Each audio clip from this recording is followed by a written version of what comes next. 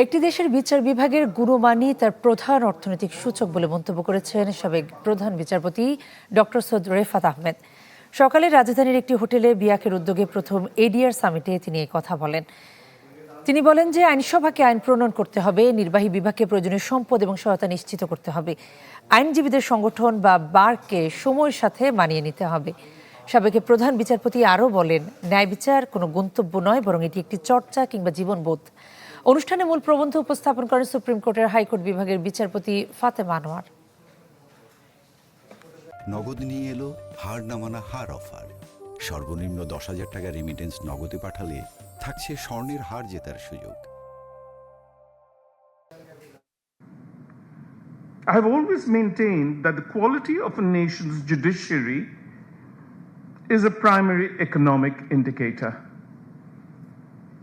By prioritizing speedy, efficient, and transparent adjudication, we are constructing a robust architecture for commercial justice.